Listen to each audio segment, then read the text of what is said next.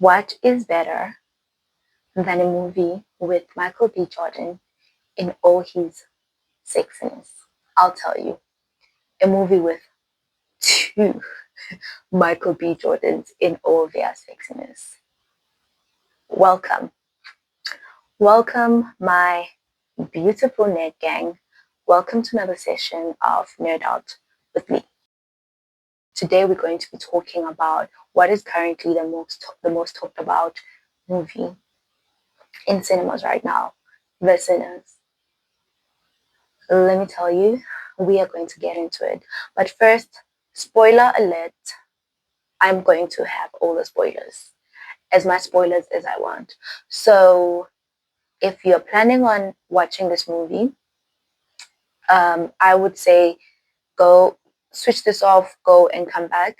If you're not, then you're in the right place because you know we are going to recap, we are going to review, we're going to rant, and we're going to chit chat. I have so much to say. As always, of course, I have so much to say because this movie touches on a few of my favorite topics like history, music, vampires. Vampires. And I was like, let's get straight into it, okay? So the movie starts with Sammy. So Sammy, he looks like he was in hell and back. He looked like he fought demons and he came out alive, but he was losing. You know, like he was losing, but somehow he survived.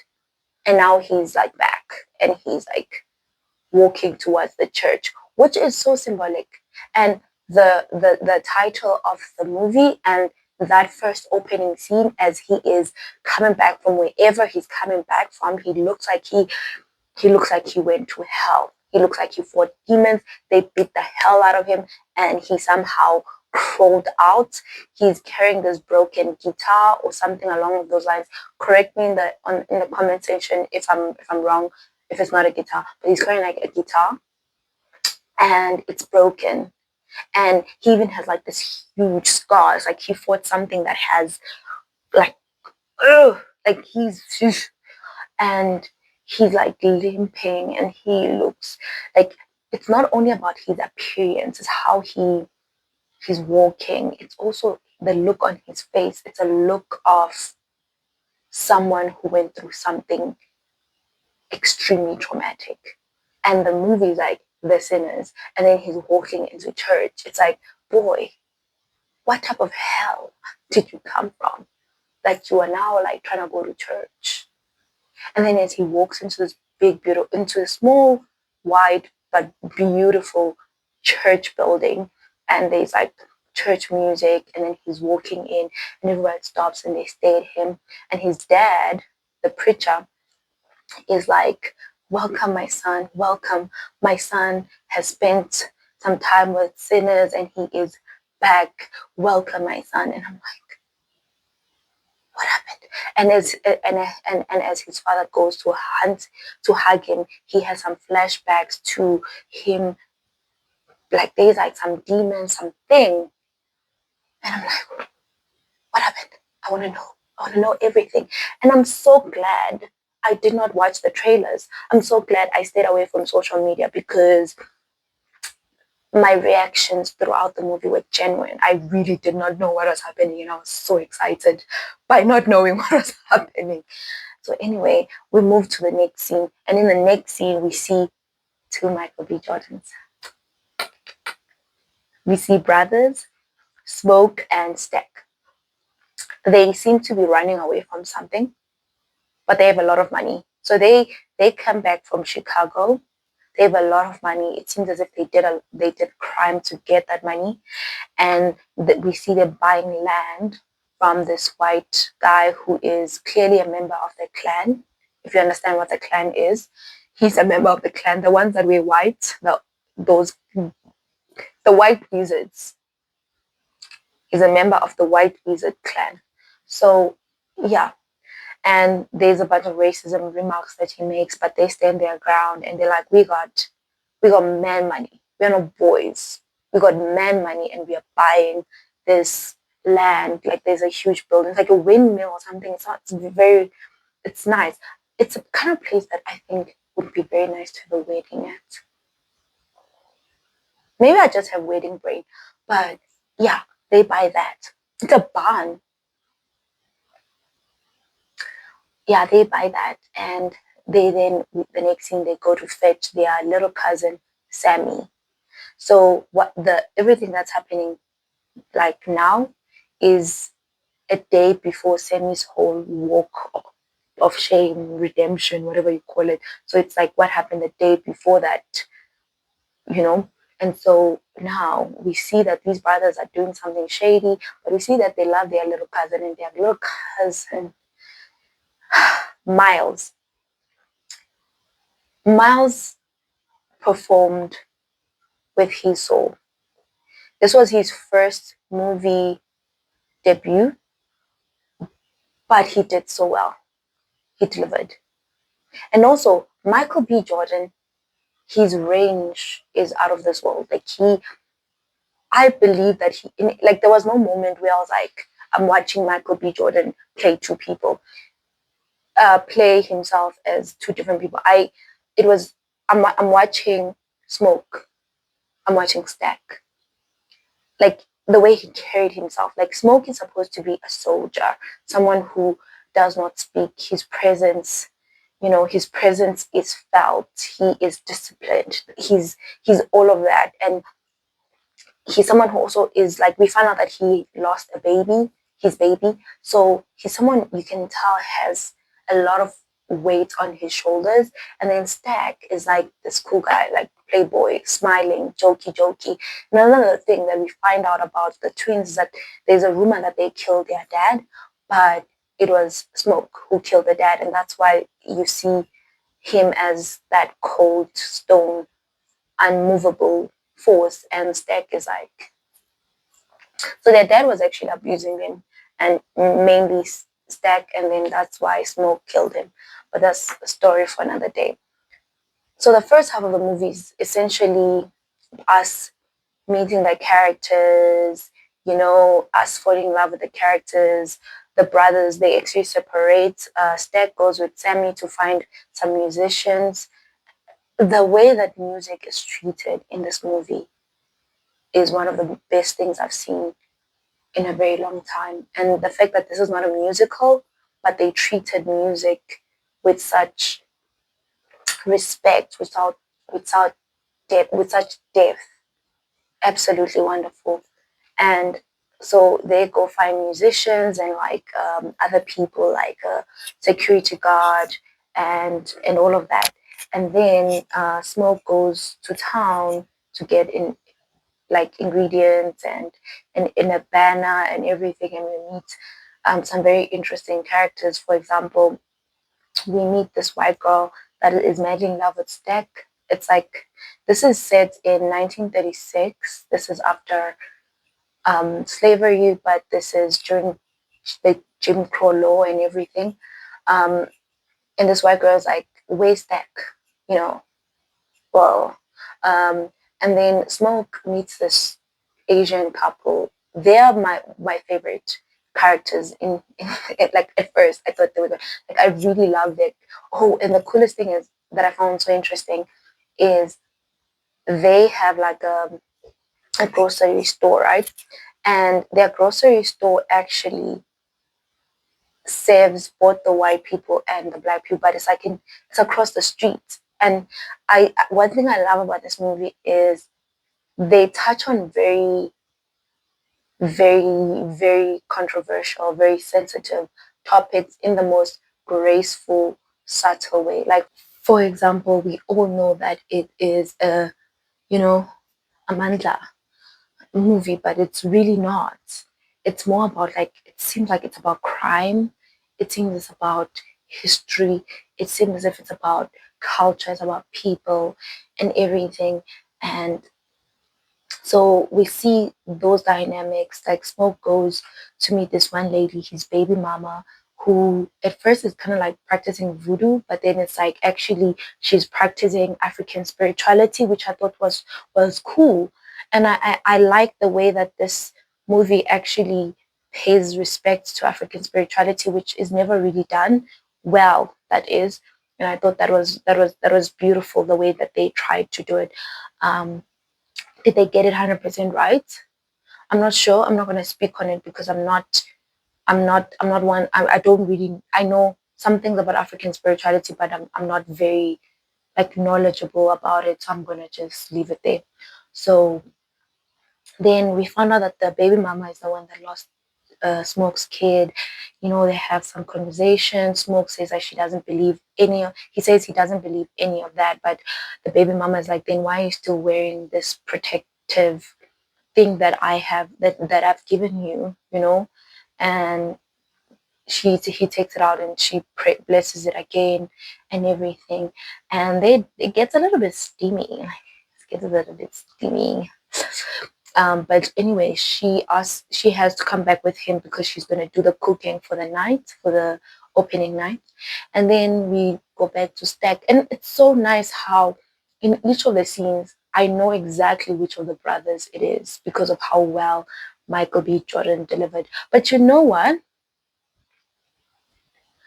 This might be a little bit controversial, but I actually felt like this movie was meant for Jonathan Mayers. And this is not like me making fun of anything. I'm just saying, like, don't you think that he would have fit so well into this movie? I mean, you've watched Lovecraft. I feel like Michael B. Jordan should have played Stack and Jonathan Mayers should have played Smoke. I don't know, but I felt like that would have been perfect. That would have been everything. And I know that there's a lot of controversy around him, so I'm not going to go into it. But I'm not complaining about Michael B. Jordan's delivery. I feel like that's maybe how it should have been. That's just my little conspiracy theory. But Michael B. Jordan did a great job. So moving along. So we see different characters, we meet musician, we get a little bit of backstories on everybody. The first half is, so my husband and I, we watch movies and TV shows together all the time. But the things that we like are different. For example, I love a little bit of drama. I love a little bit of romance. I love fantasy. I love horror. He likes action. He likes horror. He's okay with magic. He's okay with all of that, but he likes more fast-paced stuff. Whereas I am okay with the story dragging along the way he is. Because with him, in the first half of the story, he was like, okay, are we going to get there? Or when are we going to get there? You know? So that's it's not criticism on my part because I was okay with it. But some people might feel that the first half of the first half of the movie was a bit slow. Then we move over, like it's getting dark. By the way, Sammy is a preacher boy, and the dad is like, when you hang out with the devil, one day the devil's gonna come bite you. It's like that saying my mom used to always say. You go out and you look for the devil. Don't expect the devil to always not answer. Sometimes the devil's gonna answer. So it's the same thing that the dad says. I guess it's an African parent thing. But anyway, so yeah, he's hanging out with his cousins. He's enjoying everything. He's singing. He's having the time of his life. And they're getting everything sorted, getting prepared for the night. And we then jump over to another scene that seems like separate to the story, but it's literally will make sense later. So we then see Native Americans chasing after a man. This man also looks like he's been to hell and back. He looks like he was being set on fire or something, like he's smoking, like he's actually smoking from his body. Gets to this house and there's like this white woman and man, wife, wife and husband, and he asked them to let him in, and they're like, no, why should we? And then he notices that they are also members of the white wizard gang, the clan. And so he uses their own racism against them and says, there's a bunch of folks out there, let me in. And they let him in because he's white and Irish. So he's actually an Irish guy. and they let him in. And once he's in there, the Native Americans come and knock at the door and say to the lady, did you see this guy coming in? And she's like, no, go away. And they're like, ma'am, if you've let that man into your house, it's pretty much over for you. And she acts over. And they're like, okay, it's fine, let's just go, because it's too late now that they've let him into their house. So they go away. And then this guy, and she goes back, and this guy, he's a vampire. That's why he needed the permission to come into the house. I love when vampire lore is respected, which I felt like this movie did so well. And I love that. And another thing, this movie was very Black African, Black American, African American central. But I love that the vampire was white. Um, I would not have liked for a black vampire. I'm not saying that black vampires are not there. They are there. And we're going to see in the next few scenes. But the fact that he was an Irish guy, that's a vampire, for me, that was perfect. Because if we're going to tell history, or if we're going to infuse history into our storytelling, we should actually just kind of get it right to an extent. Like, vampires are not really an African myth. Yes, we've had something similar to vampires, but they're really not. They're more so a European myth. So I love that they just kept it the way that it is. That's just an observation for me personally. If you feel different, feel free to leave me a comment and we'll discuss about it, okay? Respectfully. So he turns the husband, he turns the wife, and then we go back to our brothers. They are setting up their barn, their juke joint or whatever, their bar. And yeah, there's dancing, there's music, there's everything. And there's a little bit of different like stories that are happening, which are great, which feed very well into everything. And then the nightfall comes through, obviously, and there's music, there's drinking, there's laughter, there's everything. And then my favorite scene of the entire movie, Sammy performs. I just want to say, Sammy, for me, is one of the best male vocalists I have heard in a while, from this generation, that is. Not the best vocalist. I still think Chloe Bailey, Hailee, and I don't know who else, but Chloe's vocals are out of this world. Like Chloe Bailey's vocals, that girl can sing. Her and her sister, Hailee, they can sing. They have, and then Miles, from a male perspective, like he's got oh my God, his voice, and he was perfect for this role, because when he starts singing, and then as he's singing, there's like this background story about how some people are so talented they're so talented, they're so gifted in song, that they are able to basically bridge the gap between spirituality and the real world. Like they can open a doorway, a gate, if you will, it into the other world. They can bring present and future together. And as he's performing, the visual of it, or you see different African cultures from the past coming in, chanting, playing drums. And if you know anything about African spirituality, we actually believe so strongly in music. In fact, I think all spirituality, even Christianity, in praise and worship, in the Bible it says that the way that they brought down the walls of Jericho was through song. So like, you understand the power of music when it comes to spirituality. So the way that they did it, the way they infused it, and I love how you had the different cultures. And I mean, the African in me was smiling. I was smiling because if you know African spirituality, you know the power of music, the power of beating drums. In Southern Africa, specifically. We have obviously what people call witch doctors. I mean, you could have inyanga, which is someone who works with who heals through herbs and everything. And then you have isangoma. Isangoma, these are the people that invoke spirits, that can speak to ancestors, and that can and you can hear the word sangoma. There's a word ngoma, which means music in that name. So when you beat the drums, you know, people, you evoke spirits, you evoke whatever, and they start at that time. People that are spiritually woke or spiritually gifted or have a calling, when you beat the drums and you do the chanting and everything, you know, they start to prophesy, they start to see visions or whatever. It depends on what you believe, of course. It depends on what you believe. So all of that starts happening in African spirituality. And I was wondering, as that was happening, because the building was burning down, right? And the thing is, like, as he was playing, you could see the past, you could see the future.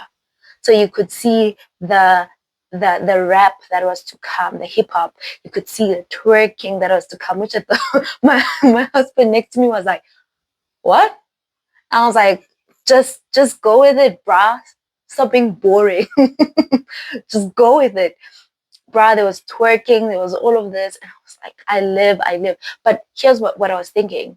I was wondering, because the building was burning, and I was wondering if Sammy or someone in there was having a vision, they were seeing a prophecy, because normally in African spirituality, when we have when we have the chanting, the drums, some people, they start to get visions. So I was wondering if he was getting a vision, but I don't think he was. That's not what it seemed to have been happening. But maybe I thought maybe that was some foreshadowing.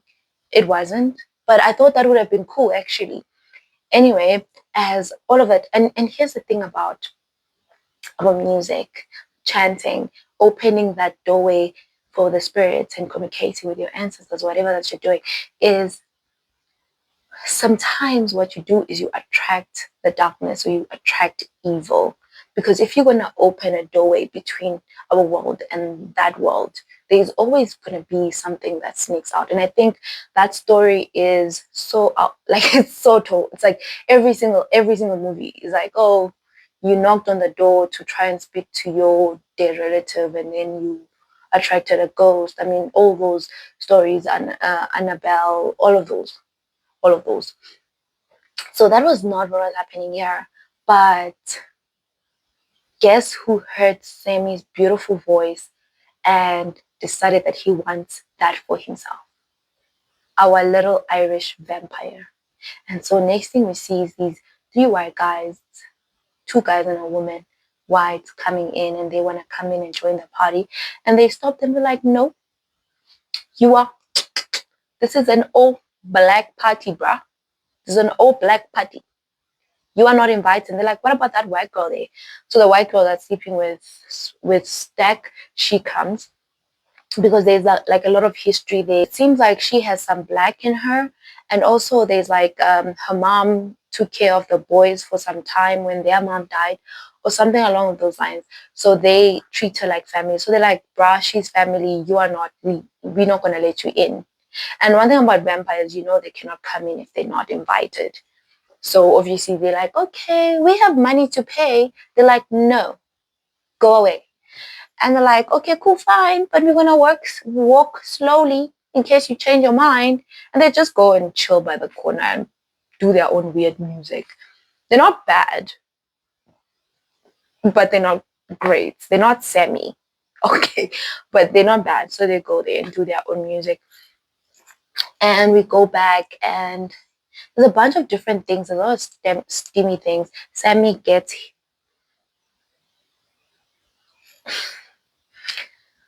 Go watch the movie. I'm not gonna tell. Sammy gets some. He gets some. Well, he gives some, because okay, story for another day. Let's skip through that one. But yeah, there's different stories happening with different characters, and then so here's the thing. So like I said, this is 1936. This is after slavery, but during the Jim Crow law. So a lot of the people in that area still work in the plantations, so they still use the plantation currency, which is pretty much useless. And so they've been like paying with that currency. And Smoke is like, no. But Stack is like, come on, bruh. Come on. And so they allowed the people to pay with that money, which is not the dollar really. So it doesn't have much value. So the brothers, like I said, they did something criminal to get the money. So they don't really have money to keep things afloat. They need to make profit.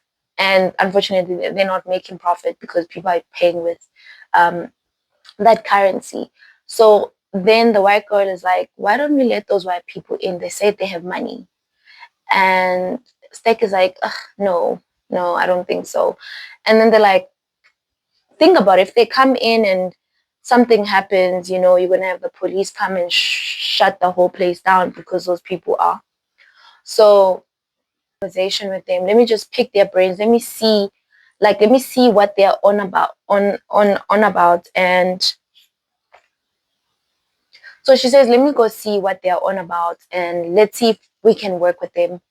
So she goes out and she chats to them. They do some weird singing, and then she notices that the guy, Gimmick, the Irish vampire, the actor killed this role as well. Jake, he killed this role. I really like I think he's the coolest vampire I've seen in a while. Like, I mean, and I love how they did vampires in this movie. They did vampires brilliantly. Okay. And so this guy starts drooling.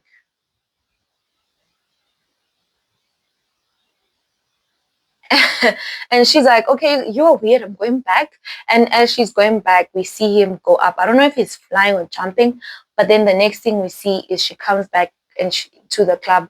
Oh, before she gets in the club, she gets to a bodyguard and says, let me in. And he's like, you've been, okay, just come in. And I'm like, no, she's been turned. No, she's been turned. And she was turned. And then she goes and she speaks to Stag and she shows him the gold. So they start kissing and they go to the back room and they also get to the nasty. And as they're doing the nasty, Smoke on the outside, there's some commotion. He sends Sammy to get Stag. But when Sammy comes in, those people are like going at it. So he's like, nope, no, no, no, no, no, no, I don't know. And Smoke is like, boy, I said go in there and call my brother. And he's like, listen, not going back in there alone. Come with me.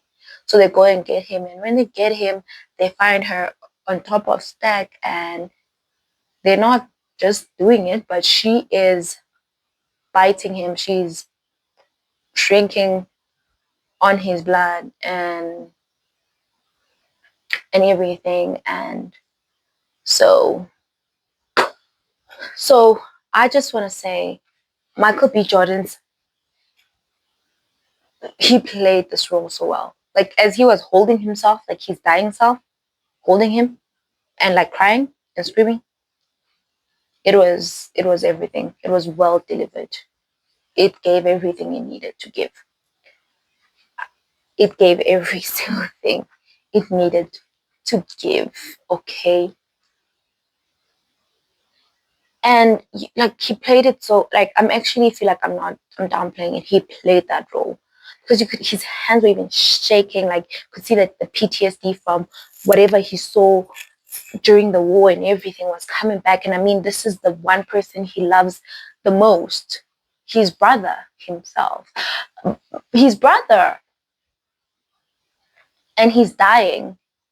And Smoke's baby mama, she's smart. She's the smartest person in the entire movie. She's like, we need to get this body out of here. And Smoke is like, are you mad? It's my brother. He's like, listen to me. You shot that white girl. She got up and ran like nothing, which tells me we are not dealing with a human here. So we need to get this body out of here. And Smoke is like, no. So she's like, okay, fine. We are going to lock him out. Lock him in. Sorry. They lock him in. And then a few minutes later, he turns, he's awake, and he starts saying, let me out, you know, the normal vampire stuff. And eventually he like breaks the door and comes out. But Smoke's baby mama is clever. She takes a jug, she puts water and she puts garlic and she throws it at him. He runs away. And so she's like, we are dealing with vampires and we are going to need wooden stakes and we are going to need garlic and whatever else. But before that, so when there was a whole commotion of Stack dying, um, the people in the club were like, what's going on? And they were like, oh, everybody go home. And I was like, what the? It's like you are literally giving the vampires food. You are giving them takeaway. You are being Uber Eats. You are delivering the food to them by sending all those people out. Because guess what's going to happen? All those people are going to die. Even the Chinese lady who I said I love so much, she's like to her husband, we need to leave. People are dying. We need to leave now. Like this is not what we came here for. And tells her husband to go and get the car. So definitely the husband is dead.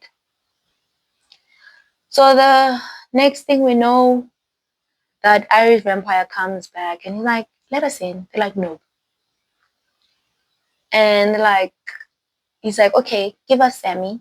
Because all we want is Sammy. They want to harness Sammy's music for, I think he wants to see his people or something along those lines.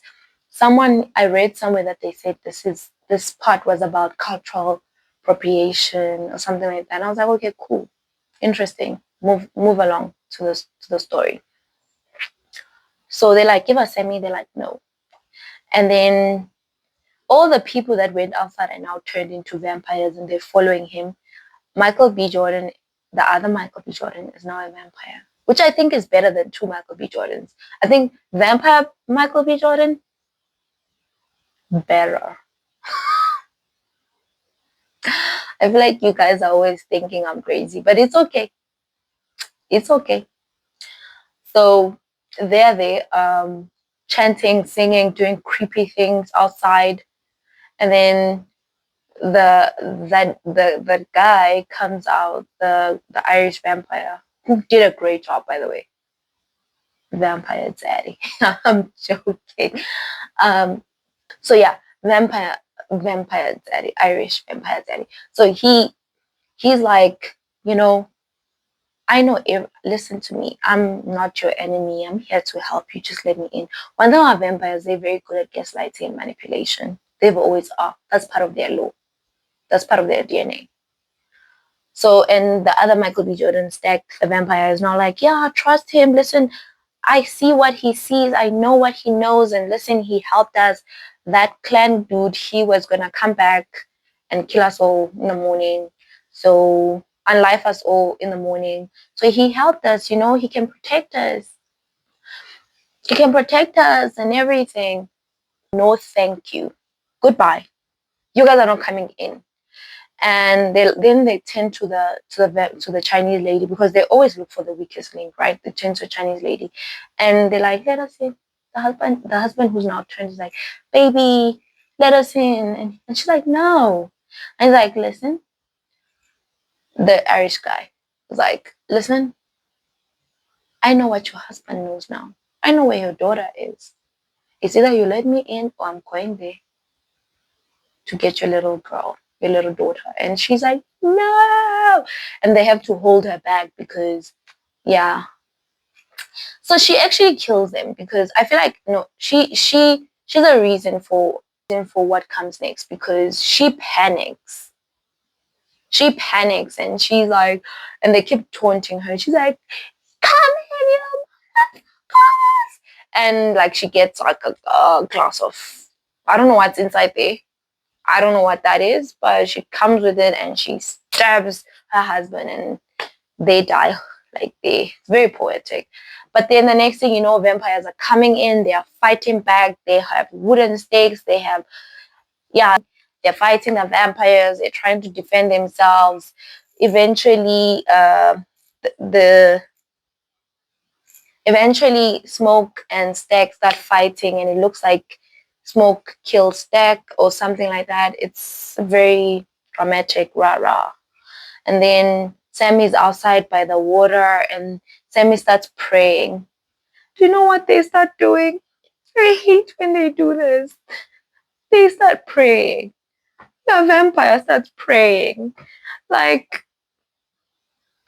Sammy goes, our father, the vampire says our father. And his little vampire hood says our father. That was another one of my favorite scenes because that was epic and traumatizing because of why are you praying, you evil things? That is supposed to be our protection against you. So when you use our very own protection against us, what are you doing?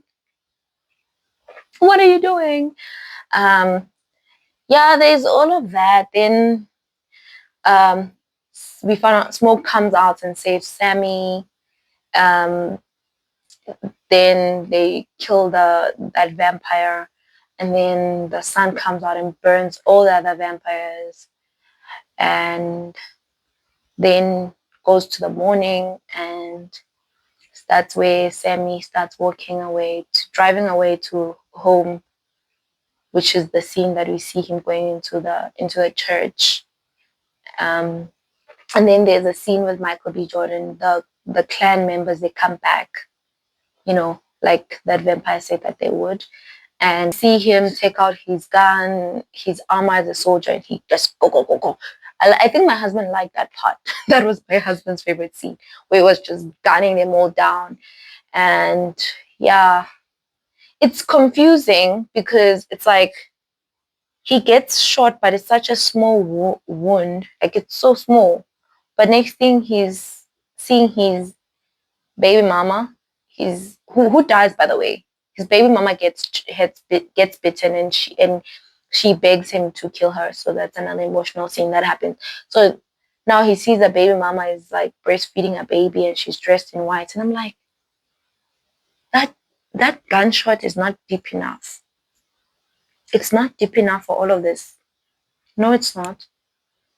It's definitely not. We go back to Sammy, and Sammy is there in the church.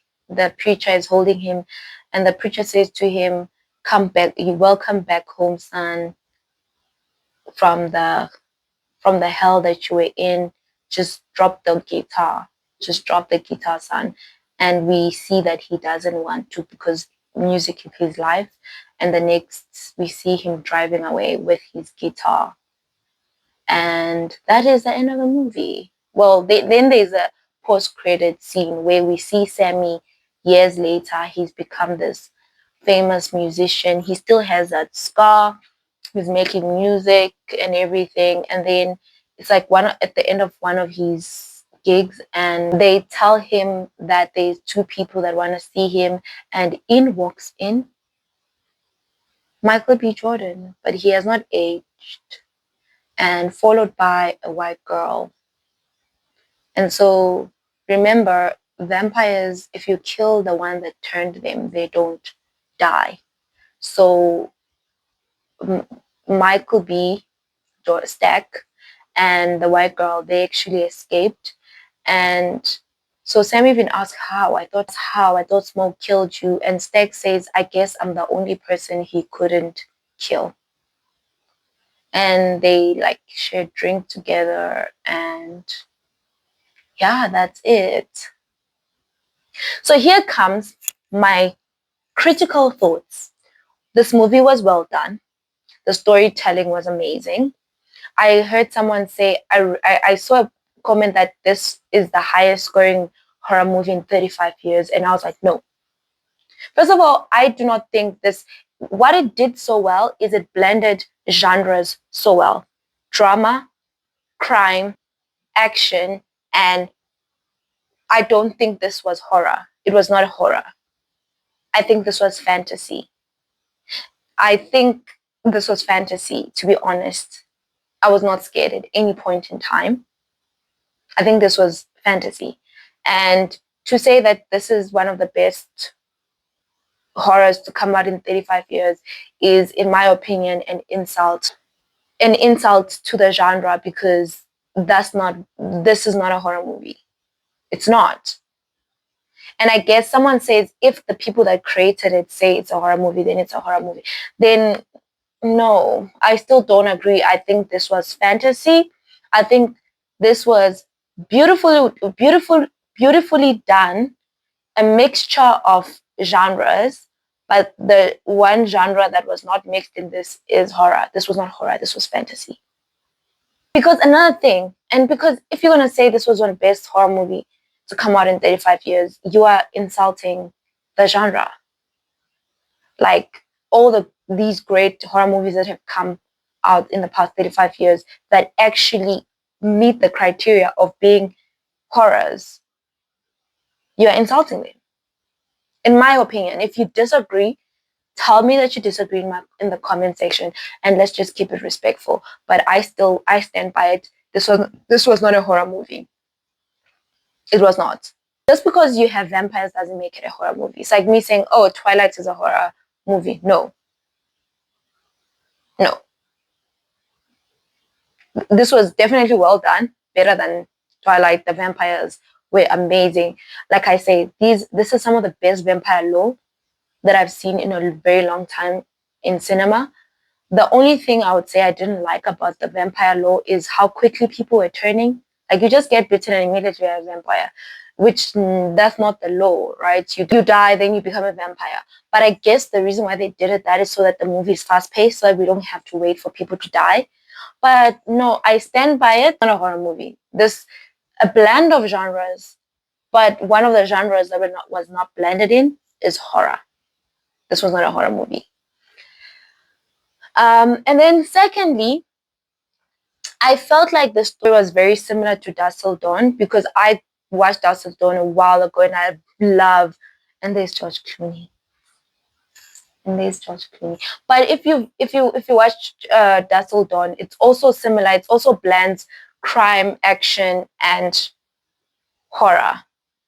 Maybe Dusk Till Dawn is also not really horror, but more so fantasy. If I'm gonna say this is not horror, then I guess I have to be. I have to say the same thing about Dusk Till Dawn. But Dusk Till Dawn was a little bit scarier, I think. But like Dusk Till Dawn and The Sinners, two brothers, both crying, both doing crime. In Dusk Till Dawn, I think they rob a bank or something. I watched it a while back, so I don't remember. And both running away from something, both very different but similar but different. It's the same thing.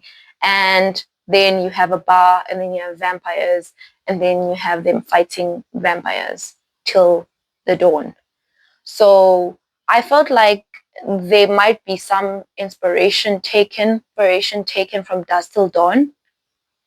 I believe that the directors, the writers, they definitely would have seen Dusk Till Dawn as a cult classic. So I think they probably have seen it. George Clooney, directed by Quentin Tarantino. I believe I'm pronouncing his name very wrong. But I think there probably would have been some inspiration taken from there because there's a lot of parallels between the two. But one thing the Sinners did very well is integrating African history, African spirituality, Black American history, giving the characters more depth, which made the story richer.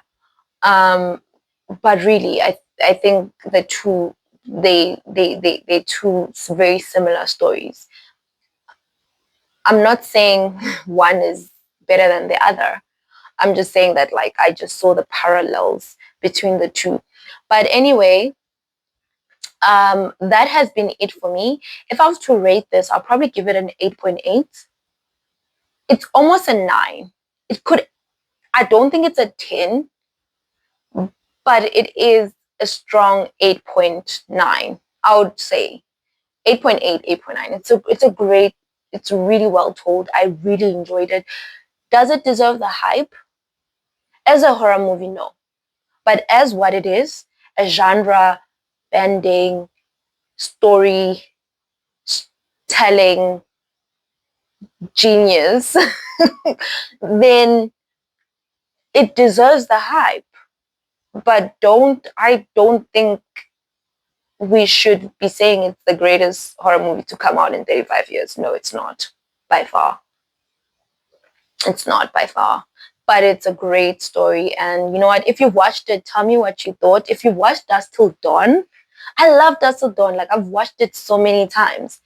And I think my favorite one, the George Clooney one, is like my second favorite. And then my favorite one is the one with the cowboys. That one. I loved that one. I took so much inspiration from that one in my own writing. If you know, you know. Um, but that has been it from me, guys. Tell me what you guys think.